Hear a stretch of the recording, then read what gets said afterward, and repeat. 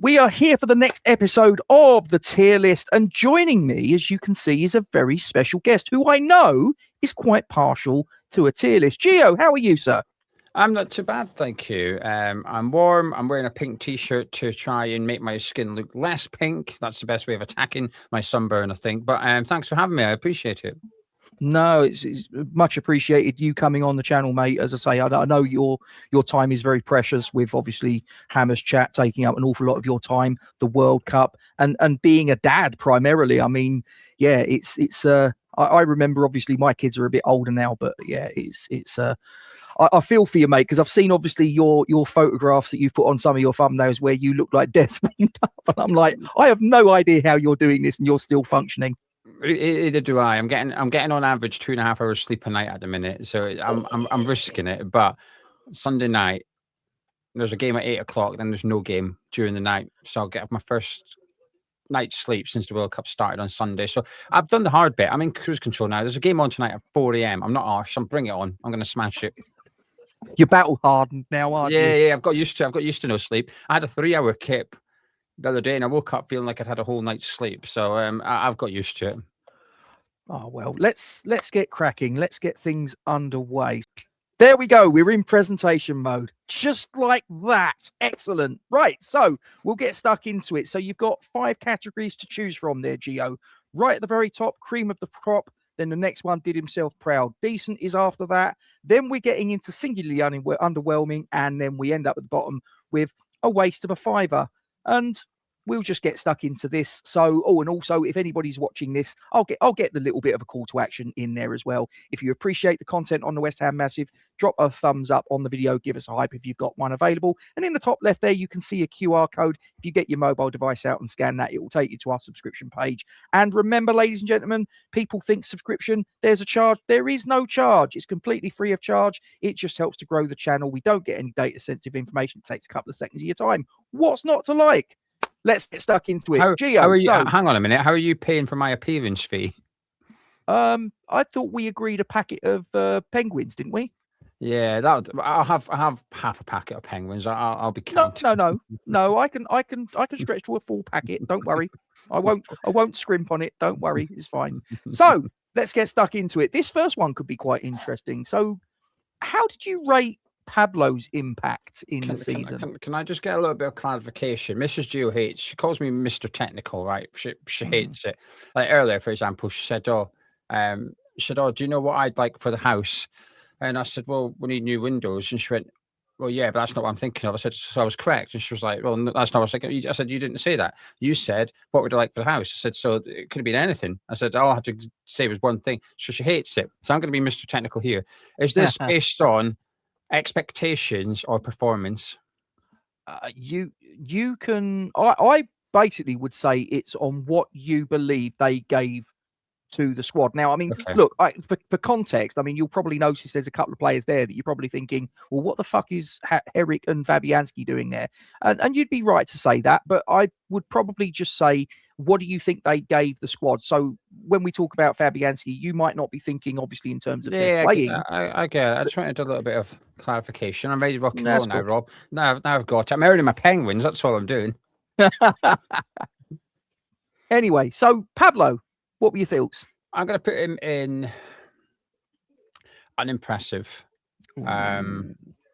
purely because there's a few pros with him, if you like. It's hard. I've always got a lot of leeway with people that I feel give 100% in every game. They get a little bit of a pass from me, but I'm more lenient on them, certainly, because I think it's the greatest myth in football. As long as you give 100% for the badge, that's good enough. It's not, though, is it? Because he gives 100% for the badge. He's just not good enough. And we don't want to see him start. Arguably, our two hardest workers, people don't want to see start in games with him and Tomas Souček, right? So it's a myth, right? And once we agreed that, we can move on. But he did give everything. He was, when he came in, this formation change happened, and we then went on that 17-game run, which kept Nuno on a job. Ultimately, though, he's really struggled and wasn't up to a Premier League level. His technical ability is lacking. So I'll put him in the second bottom tier because there are players who I expected more from and didn't perform, whereas Pablo was an unknown quantity when we signed him. And if he wasn't 20 million, I think it wouldn't feel as bad a transfer as it was, but he was 20 million. However, it's not really his fault. I think that's down to his agent and Nuno and possibly some people at West Ham trying to make a little bit of money out of West Ham United. And that worked. So it was a success on their part, but for West Ham's part, not so much. Yeah, I mean, I think sort of to have a player that went from £250,000 in transfer fee to a couple of months later, we're shelling out 20 million quid. And based on the performances that I saw, I go, no, he was £250,000 player, actually. Yeah. We got our trousers well and truly pulled down there. Yeah, I completely agree. But he did have one or two good performances. Not enough, didn't score. If we bought a better striker alongside Taty, we might have stayed up. It might have been the difference. But I've got, like I said, got a little bit of leeway with him. You mentioned Taty. He's the next one right there, Gio. Tell me, what are your thoughts? I'm going to put him in cream of the crop. Ooh, one goal every 3 games since arriving. He came in January and played like he'd been here for 3 seasons. I know this guy was, if we agree, Pablo's not the greatest striker or player in the world. Well, that's his strike partner. That's Taty's. That's who Taty is playing alongside. Gave everything in every single game. I literally could ask for more from Taty, which is more goals, but that would be unrealistic. 1 in 3 is a great return for a striker that you buy in January transfer window in a relegation battle. Scored some lovely goals as well. That strike that we got against Newcastle was outstanding. So I thoroughly enjoyed having him. And if we can keep him next season, I'll really look forward to watching him play. But I think 20 million or whatever, I think he looks like a 20 million pound player. I think if we were to sell him today, I think we'd get our money back. And that's with relegation occurring too. And I think that just speaks of his performances, attitude, ticks every box for me. What I like in a footballer, he's ticking pretty much every box. Is he the best in the world? No. But we were literally in a relegation battle when he joined. And I was pleasantly surprised when we got him in. And, Lazio fans said, oh, he's not number 9, he's a second striker. I can see where they're coming from. I can see that. But he scored goals like he was a number 9. I was very happy with him. Are there any set of circumstances you can envisage between now and the transfer window closing where he remains a West Ham United player? Yeah. It's Kretinsky put out that statement, which he said, I'm putting money in to retain key players. Well, he's got to back it up. And I think most people will let him off with Fernándes and Summerville. I think most people say that they're not included. But who are the key players then? Well, for me, it's Mavropanos, Taty, Bowen, and he's probably referring to Souček as well. But the first 3 are the ones I'm going to turn around and say, well, go on then, keep them. If you can keep a hold of those 3, I think you've stuck to your word, and I think you've followed through on your word as well.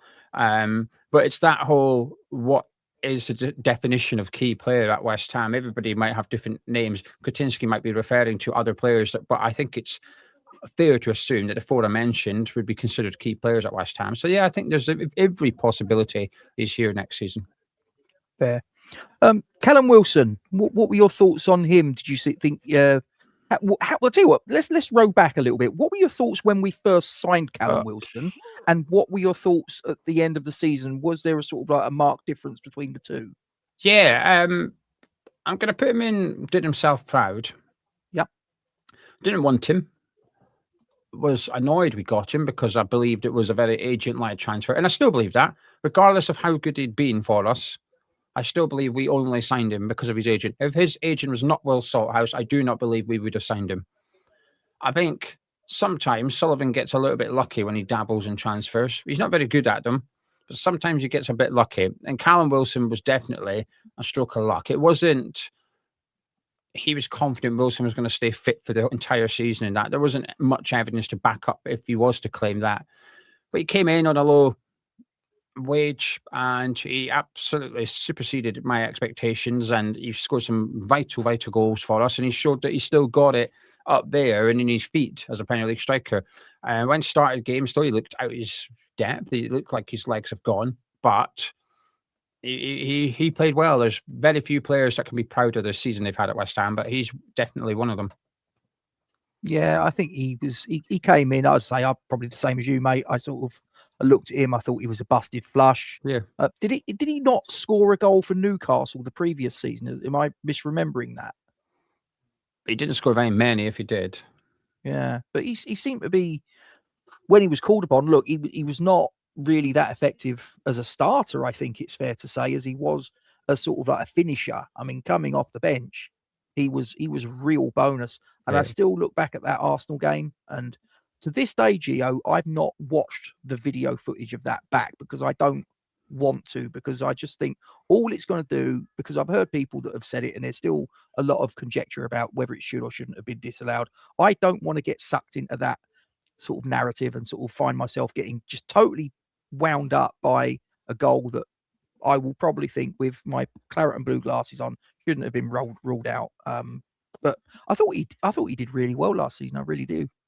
Yeah, I completely agree. It got to the point when, 20 minutes to go, you need a goal. You were wanting Wilson to come onto the pitch, and I think that speaks volumes, really. So he done well. It's just a pity how everything's played out with him and Nuno perhaps not getting on, his contract situation. And when we signed him, we got him on a good deal because it was pay as you play. But once he proved his worth, it became a bad deal because he then needed to play in order to get paid. So when he wasn't coming onto the pitch, he had the ump because he wasn't getting a Premier League wage. And I think that can happen in football. So initially, it was a good thing for West Ham to protect ourselves, but it ended up being a bad thing because we had an upset player, in my opinion, because when he wasn't coming onto the pitch, he wasn't receiving a Premier League salary. Fair. The next one I'm actually going to leave till last. I can see Jared Bowen sitting there, but I'm actually going to bypass him, I'm afraid, because I think I want to leave him till last. So let's talk about Adama Traoré, Gio. I'll put him in unimpressive. Okay. But a large part of that isn't his fault. It's a reflection of the lack of usage by Nuno. And Nuno made a song and a dance and a sacking out of not getting him at Nottingham Forest. So he comes into West Ham, and it felt like the most obvious transfer in the world. We had to wait until the end of the African Cup of Nations to get him because of Chukwueze being away for Fulham. Fine, we'll wait for him. We could have done with a winger during the month of January, but we'll wait for him. We get him in. Then it didn't really feel like Nuno wanted him. Caused a brawl at Stamford Bridge, which didn't help. And then looked good against Leeds United in the FA Cup. Looked all right against Aston Villa in the league. But Crystal Palace away was sat there 0-0, screaming out for a goal, and he sat on the bench and Nuno didn't put him on. So the signing, it just may be a reflection of the signing rather than the player. That's why I'm putting him in unimpressive. He was underused by Nuno, and I don't know why, but it's beggars belief really as to why he wasn't called upon more frequently.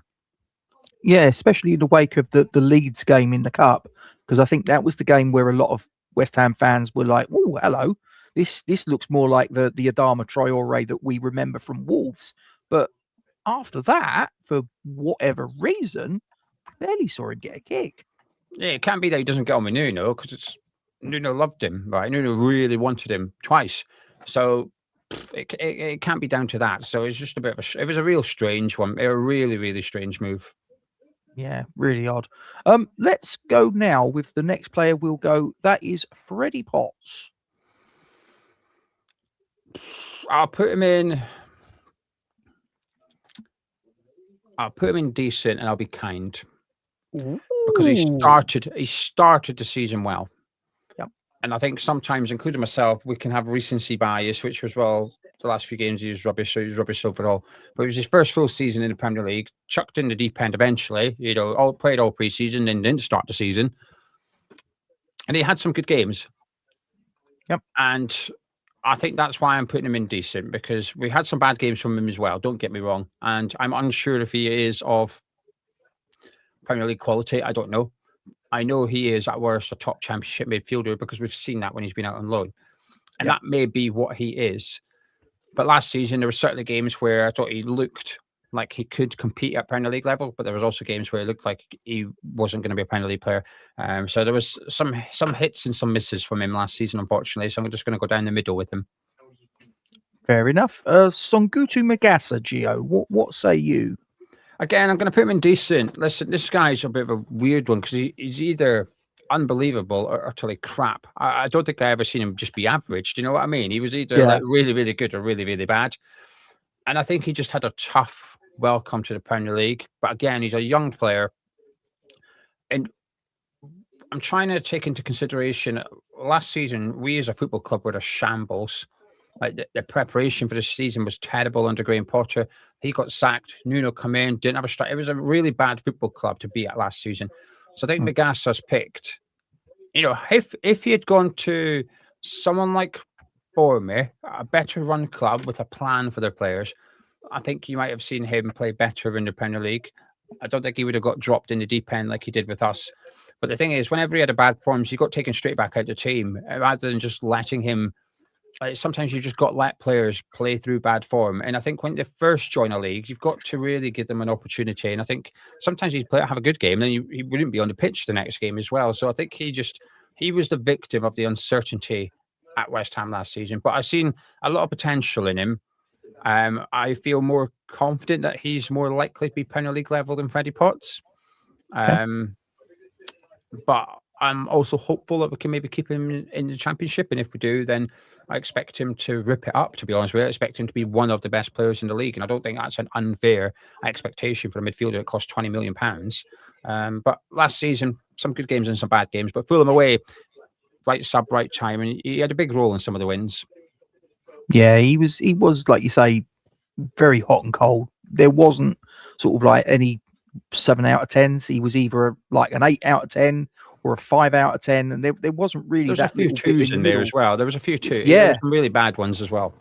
Yeah, there was a few where you looked at him and thought, does this guy actually know how to play football?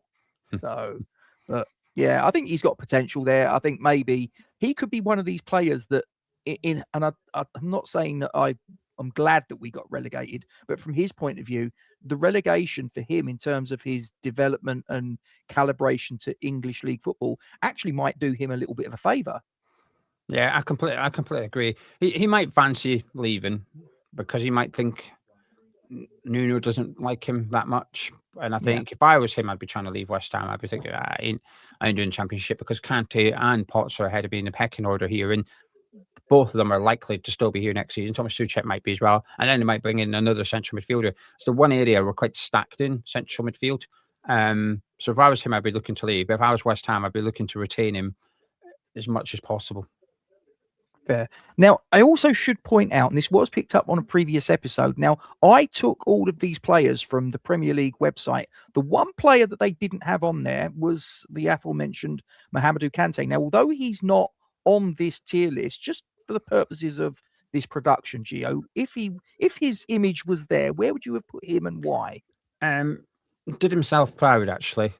Mm-hmm. Started the season off in under 21s, started ripping it up in under 21s, but he was very, very raw, gave the ball away a lot. Now, physically, it was not a contest for him. He's got an eye for goal. His high pressing's really good at under 21s level, this is. But I thought at times in possession, I thought he was a little bit wasteful. I thought you're going to need to brush that up if you're going to want to succeed. Then he got a shot against Burton. He didn't look great. And I thought, I'm not having this. This is unfair on him, because no one played well that day, including the senior players as well. I'm not having that as a reflection of Kanté. And then when he came into the team post that match, I thought he'd done well. I don't really recall him coming on and looking out of his depth. Actually, quite the opposite. He used to come on and get stuck in and make those long striding runs that he's got. He's really got a long leg span. Is that a phrase? The equivalent of your stride, your wingspan, but for your legs.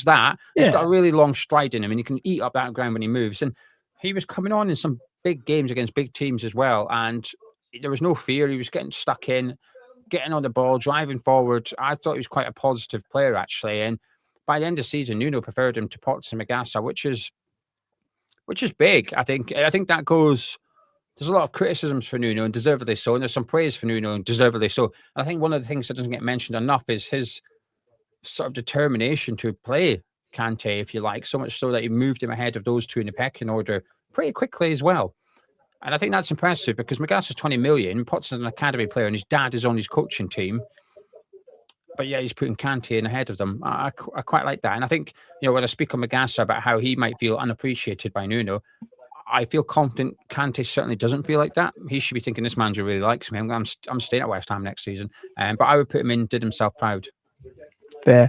So I think it's fair to say that Mohamadu Kanté, you'd probably describe him as the new breed. Well, the next player is probably not going to fall into that category. Talk to me about Tomas Souček.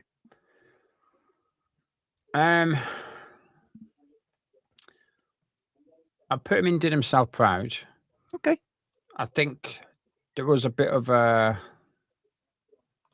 redemption arc with Tomas Souček, wasn't there? There always is. Under every manager, there's a redemption arc, and it's because he is what I call your break glass emergency option, where you try various combinations, they're not working. It's like, oh my God, you're struggling to win a game, put him in. Just put him in and hope he gets on the end of something. He might get you that goal, and he can be the difference between 1 point and 3 quite often, and he was as well for a period last season. And by the end of the season, him and Fernándes were outnumbered in most games, but I thought they held their own in a lot of those games as well. And now at times we got cut apart. St. James's Park, our midfield just got ripped apart. But it wasn't Souček or Fernándes' fault. It was down to the poor tactics from Nuno that allowed us to get torn apart in there. Again, someone that just gives 100% in every single game. Is he the most gifted footballer in the world? No. Is he frustrating? Yes. But performance-wise, I think he was okay last season. Fair assessment.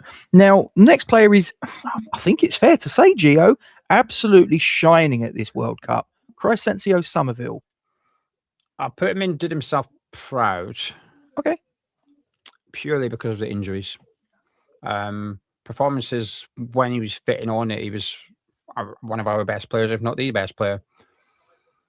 But he was absent for 2/3 of the season. The start of the season, it was a bit frustrating because we wanted to see more of him, and he wasn't available. And when he was playing, he wasn't on form. And again, recency bias can kick in here with the opposite effect of Freddie Potts, which is Freddie finished the season badly, so you remember the bad performance, and Summerville finished the season strongly.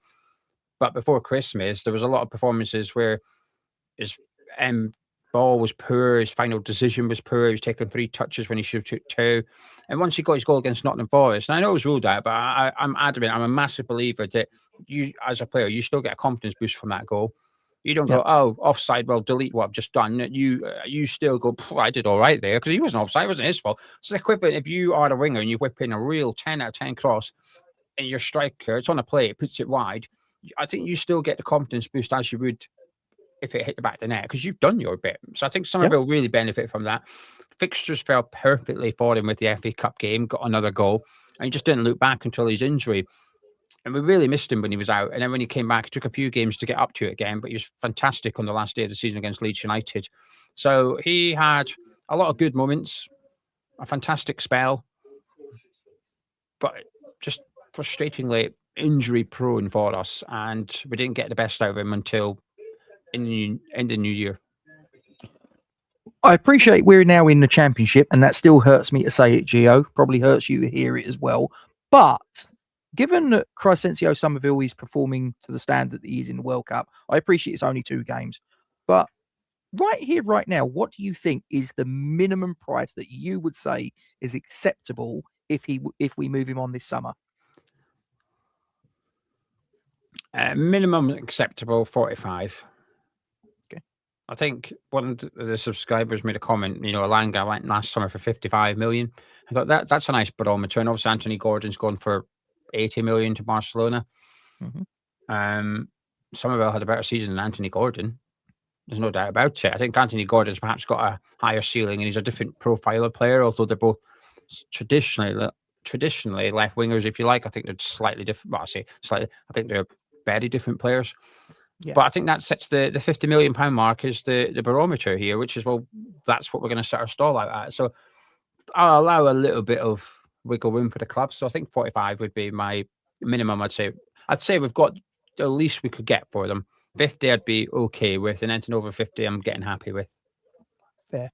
But talk to me about Matheus Fernándes. Got him in from Southampton at the beginning of last season, and I think there's an argument to say that, in my opinion, I'll get it out there. I think he was probably, in my opinion, Hammer of the Year, but everybody has their own point of view on that. But what was your thoughts? Yeah, he was my Hammer of the Year, so stick him in cream of the crop. He's in. Wonderful footballer. Was surprised at how good he was out of possession, but I actually think Nuno really improved that side of his game. When we played at the Emirates, Nuno's second game, Fernándes was at fault for one of the goals. He completely switched off. His man disappeared behind him, and he didn't even know where he was. By the end of the season, those incidents weren't happening. Fernándes defensively his tracking back was really good. His tackling was really good. And I appreciate people don't want to see one of your most creative players or one of your better players on the ball doing the defensive work. You don't want your manager to be influencing that. You want him to be getting the best of him going forwards rather than backwards. But I think what it has done is made him a really good central midfielder for the top clubs, hence why they're looking at him, because it's a case of, top clubs. Some of them will have that defensive midfielder in there, but not always. You want to have two players in the pivot of your midfield. You want to have two players that are capable on the ball, but also can do the defensive stuff when required. And I think that's what Fernándes is ticking. Possibly the best player at dictating the tempo at West Ham that I've seen since Mark Noble, if I'm honest with you, in terms of just getting the balls, slowing the game down, which he did a lot, speeding it up but when we need to, which he did a lot. The amount of times he got the ball on the edge of our box from defending a corner and just turned it into an attack really, really quickly was fantastic. He's passing at Turf Moor, setting up a couple of goals there. Summerville getting involved in them. That header from Taty with Diouf's cross. Fernándes had a lot of man of matches for West Ham last season. I enjoyed watching him play. And there's some things there's a lot of negatives about being relegated, but some of them I can just dismiss pretty quickly. I'm like, whatever. But there's one or two that stick. And I think losing Fernándes is one of those. Now, there's every possibility and likelihood that we would have sold him even if we remained in the Premier League anyway because of our financial state. But I think it feels a bit of a crime that we've bought such a wonderful talent and we've only got to enjoy him for one season. That's the type of player you want to watch for as long as possible at your football club because he's fun to watch, but a wonderful, wonderful footballer. Same question I asked with Summerville with Fernándes now, Gio. Minimum acceptable price. It's going up, actually. I thought we'd get 60, 70. I'm now thinking we might get 70, maybe a little bit more. To be honest with you, I'd actually like to see us be creative with this one. We've obviously got to give 15% to Southampton. And I know a couple of people told me if you do it like this, they will challenge it, which is if you get players in exchange and drive the price down a bit. So you get less money and go, well, you get 15% of that. And where's the other 20 gone? Well, I don't know, but you've got two players in return. So apparently Southampton can challenge that and say, well, we're entitled to 15% of the market value. But that becomes difficult to prove. Who dictates what those players are worth? How do you... That's a difficult thing to prove, really. But this is where I want to see us be a little bit creative. Annoyingly, Spurs have probably got the better pool of players for us, like with Phillips and Levine and maybe even Moore as well. Whereas Man U, there's not really anyone that sort of youngster bracket that aren't good enough for the first team at Man U yet. There's no one really that tickles my fancy, if I'm honest with you. But pound notes, 70 million, maybe even a bit more, but 70 million would be the bare minimum I'd be happy with now. But we've got to get a sell-on clause, Gatesy. We've got to get a sell-on clause on him. God, yeah. That would be a criminal. It would be a crime if we don't negotiate what Southampton have done to us. Because in a couple of years, he's only 21 right now. Yep. So in a couple of years, he could be worth over 100 million, and he could move for. And this is why I think if he goes to Spurs or Man U, they're not the top clubs. They're not the top of the food chain. Yep. PSG, Real Madrid, Arsenal, Man City, they're all above them. So he's not moving to the very top of the football pyramid yet. I think he's going to the next rung down if he goes to Man U. Huge club, one of the biggest in the world. In terms of what they're achieving football-wise, trophy-wise, it's not at the top yet. So there's every possibility he would have another move in him after 2 or 3 seasons as well to one of those elite clubs. And we have to benefit. We have to cash in on that. Do you know, and forgive my ignorance, because I'm not quite certain, the 15% clause, is that on the profit or is that on the total price? Do you know? I'm going by The Athletic. Now, the problem is people can interpret things differently. The Athletic have never once said it's 15% of the profit. In the latest article the other day, it said 15% of the sale. Now, traditionally, it's the profit, and I know it's David Sullivan, but part of me thinks even David Sullivan hasn't negotiated 15% of the total sale after paying 38 million for him as well. It's not like we got him on the cheap. We paid top dollar for him at that time too. So if we paid top whack and agreed to a 15% sell-on of the total sale, my word, that would be even though we'll make profit on him, it would still feel like a real stupid purchase. Not the player, but just the package we've given Southampton. I wouldn't be surprised if they would have been happy with 42 million and no sell-on clause, but he's decided to save a few million quid and whack something as ludicrous as that on top, and now here we are paying for it. Brilliant. Couldn't make it up. Ollie Scarles, what were your thoughts on Ollie Scarles? I'll put him in decent, Gates here. I think he was okay. Yep. Listen, he was all right. I think he was okay.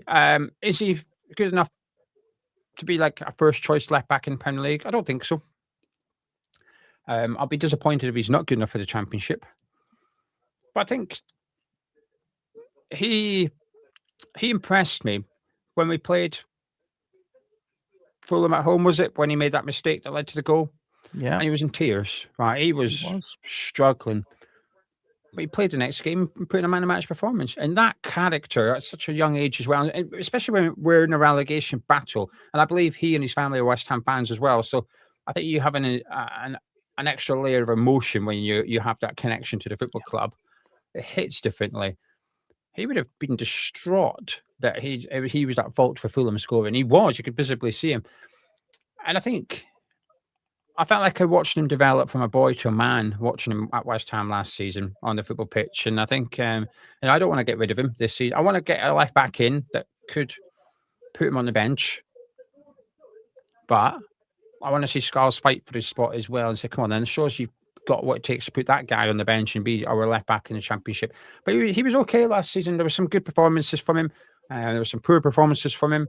And he had some tough lessons. He had some real tough lessons in the Premier League last season, and I'm hoping that was a big part of his education, and we can benefit from it going forward. But there's quite a few players at West Ham that this season is quite an important one, because if you are not performing at a high level consistently, then you're not good enough for the Premier League, and that's that. And you will need to be sold next. Even if we don't get promoted, you will need to be sold next summer, because we're trying to get back to the Premier League. And Scarles is in that category.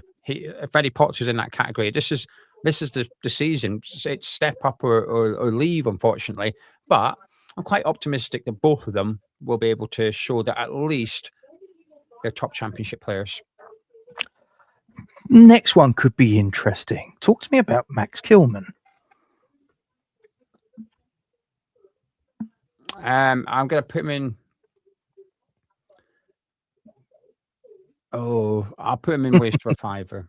Oh, yeah, it's harsh. I feel bad because, his last performance, I actually thought he played quite well, but then he gave away a penalty and should have given away 2 penalties against Leeds in the FA Cup. Yeah. Cost us the FA Cup. But too many times during the season, he committed stupid mistakes, and he's a broken centre-back at the minute. And I'm hoping, because no one's going to buy him, right? And I've seen talk we can loan him out. I think, well, what's the point in that? Just keep him, because he should thrive in the Championship. If he does not turn into one of the best centre-backs in the league, we've got a massive problem on our hands. And I'm just hoping that a bit of confidence under his belt, we can have a bit of a redemption with Max Kilman. But we're looking at last season instead of next season. And he was bad, Gatesy. He was really, really bad. I didn't want to see him. When I seen him in the team, I thought, oh my God. And yeah, anything that could go wrong for him did go wrong for him. Yeah, it was not exactly £40 million well spent, I got to say, on the basis of last season. That's for damn sure. Another one that, well, listen, you will put him where you put him. Jean-Claire Todibo, who waste of a fiver, can't stand him. There wasn't even any thought there. No, I can't stand him. He had some good games, right? Yeah. But let me ask you and the subscribers this question. Was his good games as good as Mavropanos or Disasi? My answer is no. Nowhere near. He just looked good because he wasn't as bad as he usually was, and he could actually play 90 minutes of football for a change. And on the ball, he was a decent player and stuff like that. And he had some all right games. But we forked out a lot of money on this guy, paid him a lot of wages. We had 2 managers this season. He's argued with both of them. The guy's a massive disruption. And when you're in a relegation battle, people like him are the worst people you can have at a football club. I cannot wait to see the back of him this summer. I've seen talk he's only going to be 10 million. I don't care how much we get for him. You speak about valuation for Summerville and Fernándes. It's important what we get for them. For him, I'd sell him for a fiver tomorrow. Just cannot wait for him to Get leave him West gone. Ham. Yeah, I mean, he had such a big reputation as a young centre back as well, and it felt like we were back. It felt like a bit of a coup that we got him under Steiding because Juve really wanted him. We just sort of priced Juventus out. We said, we're having, and we had a little bit of muscle, and I quite liked it. That like sort of bullying tactic that we had. Now we want him. We're going to go get him. And I was excited that we bought him. But remember his first season, the guy on the hour mark, regardless of how he's played, he had to get subbed off. Like this ain't pulling a caravan. Yeah, this guy ain't a footballer. Bottom category. At least listen, Kilman might have been shite, but at least he tried. That guy was shite and didn't try.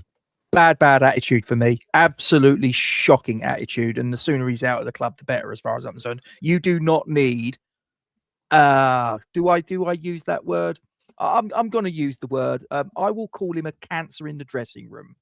You get what I'm saying. I hope that's not something that's going to trigger people, their use of that word. But he is literally that type of disease that could spread. You do not need that in a changing room. You really don't. No. Well, put it this way.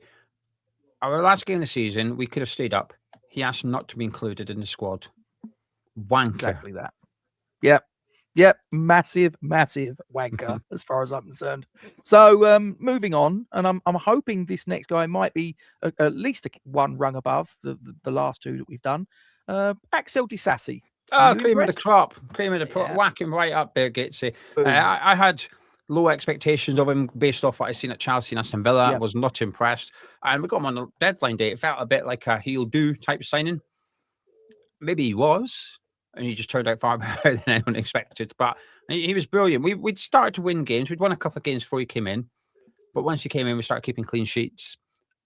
And I don't recall him having a bad game. I think he might have had one or two average games, but more often than not, he had a brilliant game. I thoroughly enjoyed him. And I think he changed the way we defended. There's little things. I know some people find it cringy, but I quite like it when like a defender does like a block, a last-ditch block on a shot. They get up and celebrate with each other. I quite like that. I think it increases harmony between the keeper, the centre backs, the fullback, and also if a midfielder does it. I think it gives everyone a little bit of a lift. Celebrate your small wins. Why shouldn't you do it? And he brought that to West Ham. I thought he brought that, and I thoroughly enjoyed his partnership with Mavropanos come the end of the season. And I spoke about some of the negatives about being relegated. There's a few things that stick, and I don't believe we will sign Disasi now.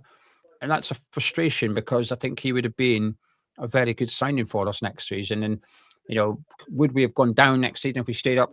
Maybe. But I would have felt more comfortable in predicting that we stay up with Disasi in our defence. So you don't think there's any chance that his aunt is going to turn around and convince him to stay? No. That's I'm not believing it at all. The rumour that there's a surprising lack of interest in him currently. It's the 22nd of June, mate. Everyone's on holiday, right? No one's buying anyone. The World Cup going on. Yeah, no one's buying anyone. Has any centre back moved yet? Not just anyone. Has anyone bought a centre back yet? It's just so what? There's a lack of interest in Jared Bowen. So does that mean he has to drop down to League One? No, it doesn't mean anything. There will be interest in Disasi. There will absolutely be interest in Disasi, and there'll be Premier League clubs as well. He's not coming to West Ham. Listen, if I'm wrong, everyone can take the piss out of me from this going forward. I would love to be wrong about it. I just don't see it. I just do not see it whatsoever. Plus, it costs 20, 25, 30 million. We ain't spending that on one player. We'll spend that in total over the window, then some more, I hope. And I think we might spend 10, 15 million pounds on a few players, but not that much. It would be. I tell you what, though, Kretinsky wants to show he's serious. That's a statement signing. Oh yeah, massively, absolutely massively. The thing for me was, and I'd be interested to know your thoughts, Gio, because I turned around and said in the run up to the winter transfer window, I made the statement that we need to make sure that we sign a centre back on day one of the transfer window, and as it turned out, we signed them on the last day of the transfer window. Now, given the gap between we was 2 points away from Tottenham, but with the goal difference, it was effectively a 3-point gap. Do you think that had we got him in on day one of the transfer window, things could have been different? Yeah, because we lost to Wolves and Nottingham Forest. Yeah, that's exactly that. Yeah, so absolutely, it could have been different, 100%. Yeah, this is where I think we kind of shot ourselves in the foot. I'm the same as you in that. Did I look at the signing when he walked through the door and go, "Oh wow, that's just what we need"? At the time, absolutely not. But I'll hold my hands up. I was absolutely wrong. He was outstanding, absolutely outstanding. Had he been here at the beginning of the season, I don't think we would have been in any trouble at all. If he'd have replicated that form that he had, Yeah, I agree. when he came in. And Taty, it wouldn't have worked just Disasi. You would have needed Taty as well. We would still struggled up at the top end of the pitch. Yeah, no, fair. Okay, so next one we're going to talk about, Aaron Wan-Bissaka, who was going into this season that we've just completed. He was the incumbent Hammer of the Year. Well, how do you think he fared? I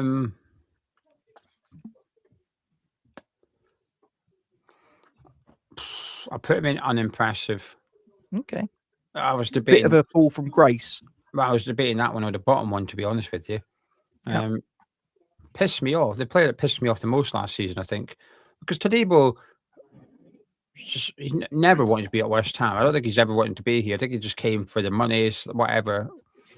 But I mean, he won Hammer of the Year, and then last season he just looked like he couldn't be arsed. Honestly, it looked like he wasn't bothered in a lot of the games, and there's nothing more infuriating. This is why I've got a bit of sympathy with Pablo and stuff, where I've seen him giving everything, they're just not good enough. But for him, he could be good enough when he's not switching off. But he just put in a bit of effort, just try. But it honestly looked like he didn't want to play for us sometimes last season. Do you know what? Put him in the bottom tier. Changed my mind.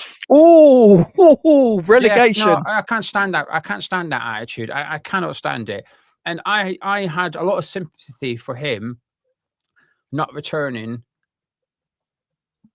from international duty that period after they qualified for the World Cup because the president decided he was going to have a parade, etc. I had sympathy for Wan-Bissaka. I thought he's stuck in between a rock and a hard place here because if he leaves, he might lose his spot at the World Cup. So I thought there was a lot. So I actually let him off with that. But when he came back, I wanted to see that he was going to make up for it. And I saw the complete opposite. It was almost like he didn't want to. I thought I bet it suited you just being out there. You don't want to play for West Ham. He doesn't want to be here. That's what I seen when I watched him. Didn't like what I saw from him at all last season. I think it's a fair assessment, Gio. I wish I could disagree, but I don't. I think that he cost us a lot of goals. Yeah, I mean, I think go and look at the Brentford game because I think he came. If I remember it correctly, he came on as a sub in the second half. His closing down of his opposite number was fucking pathetic. Yeah, and it wasn't our one-off either. That's the frustrating thing. No, it was a trend, I'm afraid. So I don't know what happened with him, but there you go. The other right back that we utilised during the course of the season, however, Kyle Walker-Peters. What were your thoughts on him? Did himself proud. I think if we were doing sort of value for money, I'd put him at the very top. A free signing. Can't get better than that, really. I thought he deserved. He was a victim of Wan-Bissaka's hold over West Ham or Nuno, whatever it was, because I understand why Wan-Bissaka started the season as the right back. I get it. And he deserved to start the season as right back. But whenever Walker-Peters got a chance, I thought he played well.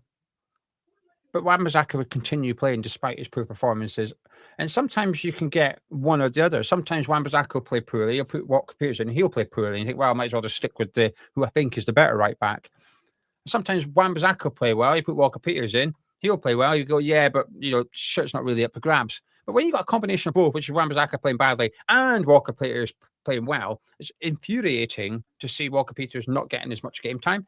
And Nuno sussed out on the last game of the season. Walker-Peters started over Wan-Bissaka and Wan-Bissaka was on the bench. And I thought it's a bit too little too late here. But someone I've got big hopes for this coming season. But last season, Walker-Peters, I thought, played well, rarely had a bad game. Was rarely man of the match. I will say that. I'm not even sure if he was ever my man of the match. But he was Mr. Consistency, Mr. 7 out of 10, 6, 7 out of 10 every week. And sometimes that's better than Mr. 4 out of 10 one week, 8 out of 10 next week, because you know what you're going to get from him. He's reliable. I like that. Good season.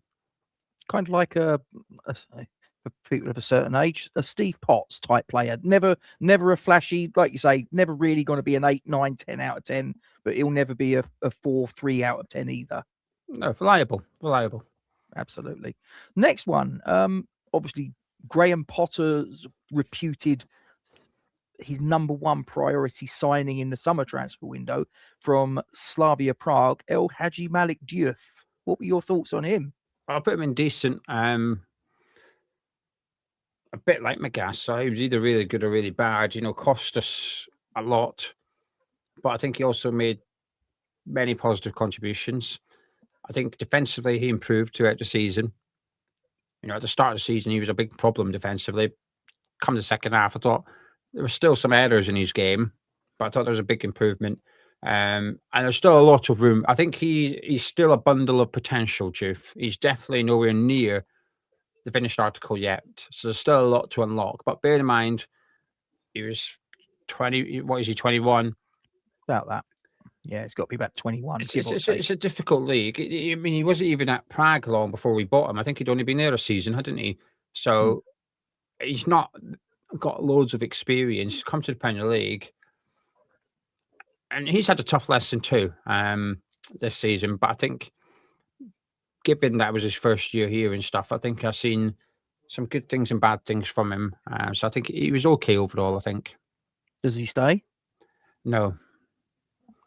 I think he's retained his value. I think we'd get what we paid back for him. And I don't think he's worth keeping in the Championship when you can maybe get 20 million for him. I think it's one of them. But here's the thing. I wouldn't be surprised if in a few years he is looking like a really good left back somewhere. But it's really important he gets his next move right. Fernándes is maybe less important. He can go to many clubs and really flourish and achieve. Whereas Diouf, I think if he gets it wrong, he could very much become one of these didn't live up to his potential players. But if he gets it right with the right coaches, the right manager, I think he could continue to improve.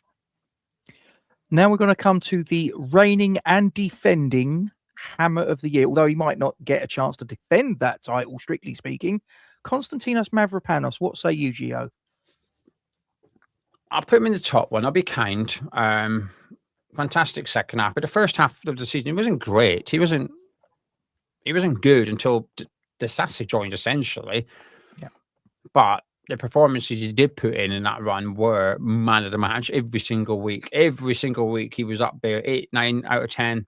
Got some important goals for us as well. So he's cream of the crop, but it's more cream of the second half of the season. But I'm feeling generous tonight, Gitsip, so I'll put him in the top tier. The recency bias kicked in. Yeah, it does a little bit, but I'm choosing to let it kick in with Mavropanos. Fair. So the next player, now look, he's likeable. Yes, absolutely. The next player I appreciate didn't really have that much in game time. However, Finlay Herrick came on at the latter stages of the FA Cup quarter-final, extra time, and when Alphonse Areola went down with the curse of goalkeepers, cramp. Go figure. But anyway, he comes on, sees the game out, and saves the first penalty. Now, obviously, we didn't go through, but what do you think in terms of the impact that Finlay had? I really like him from his under-21s. I think he's a good goalkeeper, really good with the ball at his feet as well.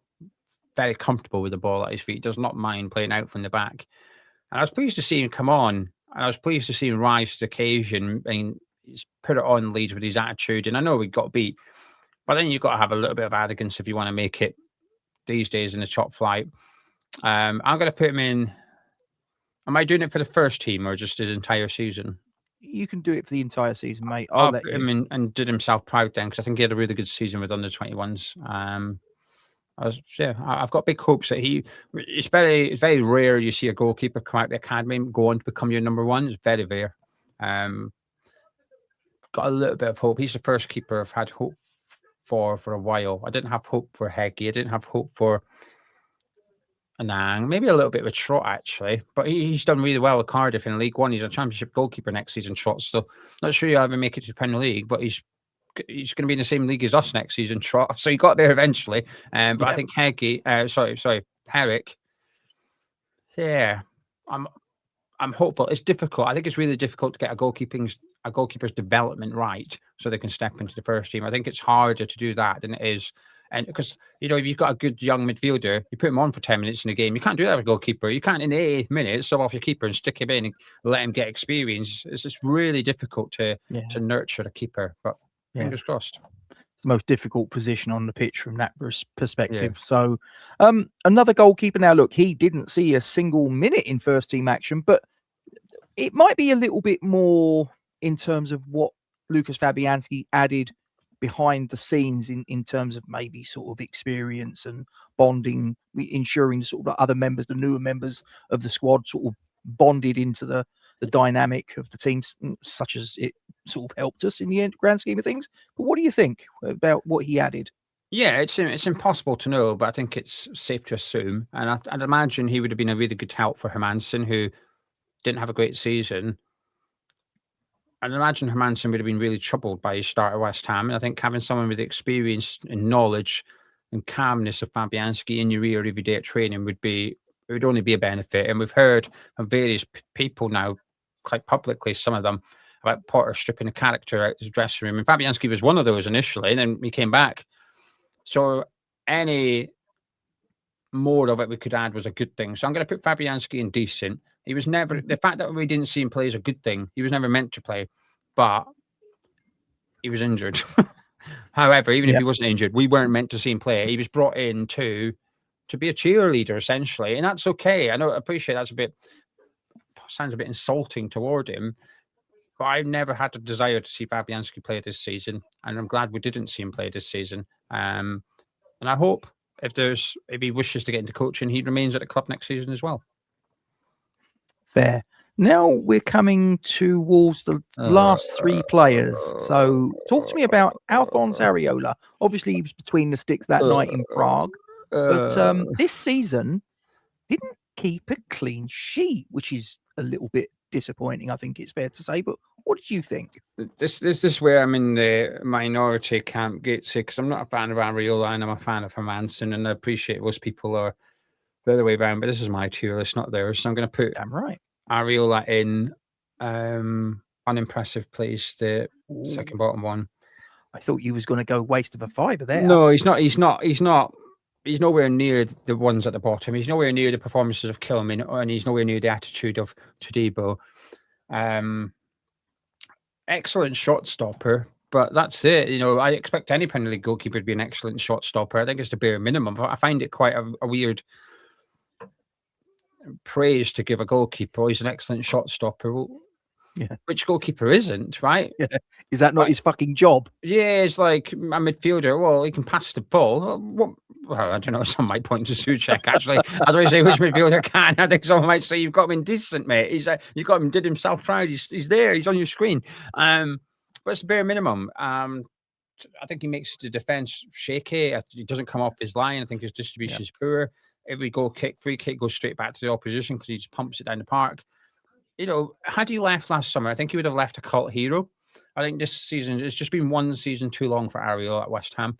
And, when he does go, I am going to view him as a cult hero because he was a big part of us winning the Conference League in Prague. Cult? Let's just in case anyone's listening on L, not N. C-U-L-T.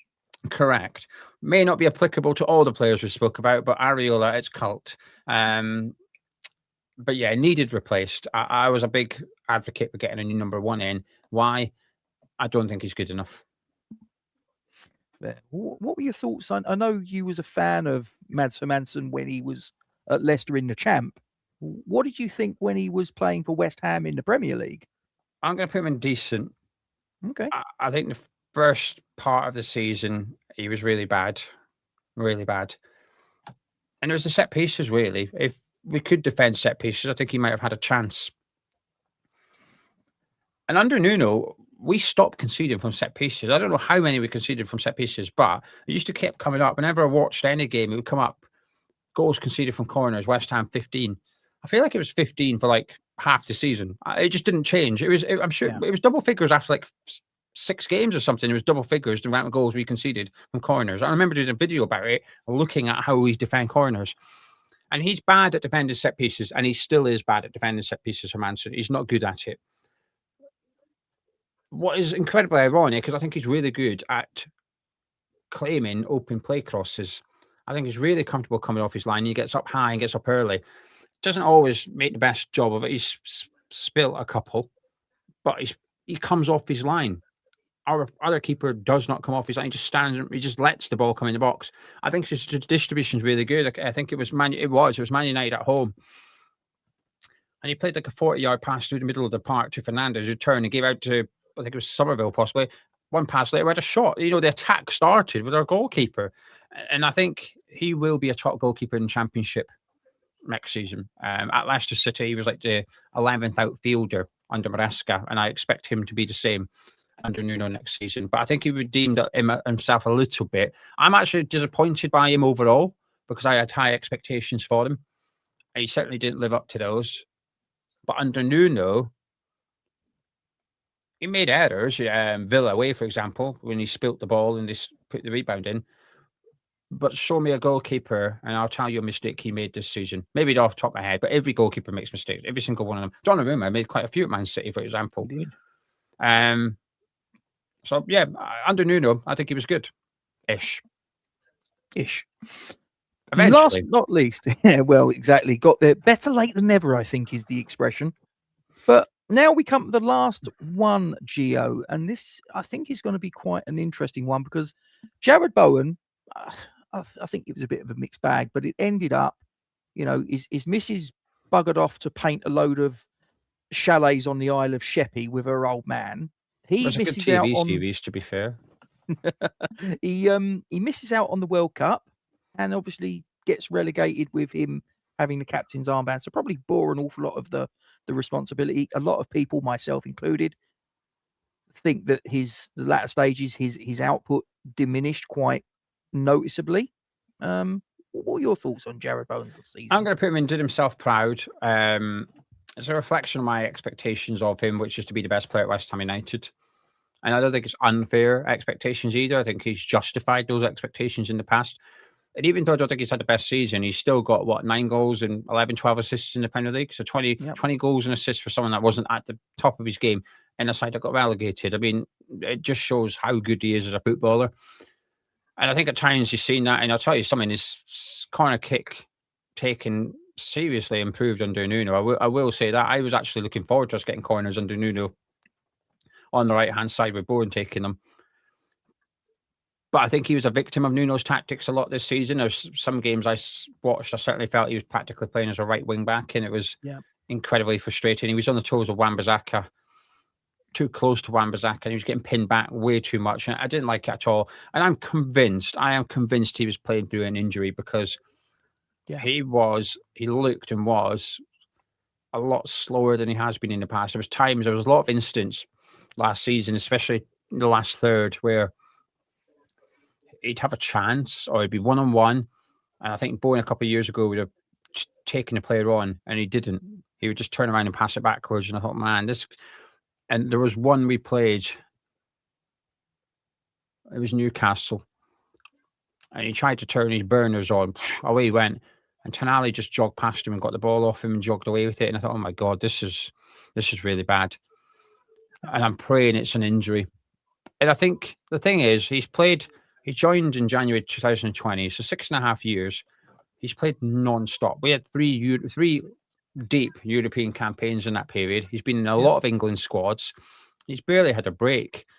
He's been made captain in a very difficult period at West Ham United as well. And whilst he's not being the best captain, when Paqueta got sent off at Anfield, it was poor captaincy from Jared Bowen. But it doesn't mean that Monday to Friday, the guy ain't suffering at home and he's struggling because of the weight of the world on his shoulders. I think he did his best. Hand on heart, I believe he gave everything and he did his best last season. Unfortunately, due to various things, whether it be the tactics, whether it be his teammates, also injury, fatigue, I think there was a lot of things impacting him and preventing him from being the best version of Jared Bowen that we've seen. However, even at that version, we still got 20 goals and assists out of him. He's a remarkable footballer. Does he stay? Yeah. I'm not confident. I think he's 55, 45. But I've seen a tweet from someone, Haddison, and he said, if Bowen stays and we get promoted, he said, Bowen's up there with Bonds, Buchan and Moore for him. And he said, and a lot of people won't be ready for that conversation. A lot of people won't like it. And I have to say, I'm inclined to agree. If he stays with us in the Championship, if he sees his contract out, he goes up there with the best of them for me. Wins the European trophy, gets relegated, and stays at the football club. That's commitment. That's loyalty. And I'll tell you what, that's leadership and captain material. Yeah, I don't think I can disagree with that. I agree with you. I think it's very likely that there was some niggle injury. Something didn't seem right with him. He didn't. And look, I'm not saying that he was ever express pace or anything like that, but he was quick enough. And like you referenced the Tonali situation at Newcastle away in the penultimate game, that was embarrassing. Yeah, it was painful to watch. It was painful because every West Ham fan just loves him. So when you watch a player struggling, and it was the same with like Noble towards the end of his career, you thought, oh my God, you ain't at this level anymore. Yeah, it's actually tough to watch. I get uncomfortable watching someone, and I was like, believe it or not, it's just an extreme version. I'm not a fan of Ronaldo. And I'm a Messi boy, not a Ronaldo boy. And I think a lot of Portugal's issues in the World Cup may come down to focusing on him, right? Yeah. So I was ready for like a mini, almost like a hate watch out of humour. Potter, genuine hate watch. I want Sweden get papped out ASAP because of him, right? But with Ronaldo at the start, I was like, wait. By the end of the game, I actually felt really bad for him because he was really struggling. And I just thought, my word, this guy's like a legend of the game, one of the best players we've ever seen and stuff like that. And he's really struggling to play. And it was just uncomfortable to watch. I think I felt like that with Bowen on a few occasions where I just thought, damn, he's just, because he was trying. The worst thing is you knock it past a player and run 100% and get beat. So it wasn't lack of effort. With Wan-Bissaka, I think most of it was just lack of effort. And that's the frustrating thing. I want to wring his bloody neck. I think slap him. What are you doing, man? Buck up your ideas. Pull your socks up. Get on with it. I think Bowen always had that effort. But when a player is given 100% and underperforming, it makes me wince when it's a player that we admire so much. Agreed. Yes, it was certainly tough to watch the latter stage of last season for Jared Bowen. But that, ladies and gentlemen, well, actually, is the tier list. I would put Fulkrug in the bottom one. I'd put Paqueta in the second bottom one. I'd put Guilherme in the second bottom one as well. You missed them. Yeah. Oh, I couldn't even be asked to put them in, quite honestly. As I say, I just went from the Premier League website and they didn't have them on there at the time. But yeah, Fulkrug, perpetually injured. Paqueta, shit attitude. Guilherme, waste of a fucking signing. Just, yeah.